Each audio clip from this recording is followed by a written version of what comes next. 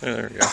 Alright, so the first thing we're going to do is a number of come-along techniques. We're going to just do a regular arm come-along, which could be led into a gooseneck or reverse gooseneck. So a typical arm come-along would be I have his wrist. Whenever I have his wrist, I don't ever want to really grab it. So if I grab it and he pulls, he's pulling my arm with me. If I have it trapped with my fingers all together and he pulls, I can still have that control, but he's not controlling me. So I have that wrist, long side. I have his elbow here, so if I can do kind of like a quick little elbow lock, I'm also going to keep the trap of his shoulder. The primary danger here is him turning into me and throwing a punch. So I want to stop that. So if he starts resisting, the first thing I'm going to do is kind of just shoulder bump him forward to stop that punch. If he throws that punch, I do that, it stops it right dead in its tracks. While he is thrown forward, I'm going to take this hand, hit at his elbow, and bring his arm in. I'm going to change over, grab his knuckles, and here. Now I don't want the closest side hand because he can reach over, grab my fingers, and pry him off. So if they're covered, he tries to grab these fingers, not a big deal. Then from here, this is where the lock is. Now if you look at it sideways, that's the reason it's called the gooseneck, is because it looks like gooseneck. Right across here, and I want it to be in the center of my body and tight at a 45-degree angle, because there's not a really good lock here, and then down here is just nothing. Too high is not a lock. 45, you can just see from the look on his face, I can use these two fingers. I can cause a lock. So if I have it here, I have that lock real nice. So now if he really tries to mess with me, I'd crank that arm, that would stop that punch. From here, I can turn into him like this and cause a takedown, wrist lock that way.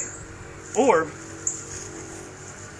I can straighten him back out into another arm bar, just like this, step in front of him, push him down in front of me, and from here, I'd break his elbow in, and I'd put my knee, not on his neck, but on his shoulder, with his elbow in my groin, to where I can control this arm.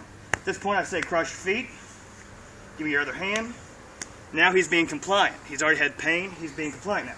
From here, I can cuff him, I can search him real quick for weapons, roll him up, and then stand him up.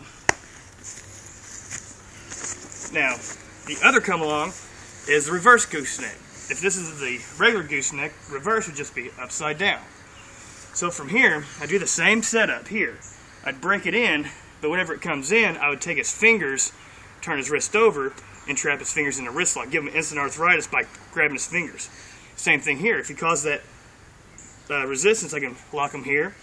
Of course, if he starts resisting, I can straighten him back out, that same takedown, follow up with the same cuffing. Or, just like earlier, I can take his wrist, make him eat it over his shoulder, and do this way. So, we'll just do it real quick, kind of speed it up. Say he's locked up with somebody. This is real good if he's locked up. I can grab him, take him straight back. He starts resisting. I break him in. I start walking him. He starts giving me resistance. I just take him straight down. And then I have it here. So practice that for a while and see how you like it. Take it slow. It does hurt the wrist quite a bit, so go practice it.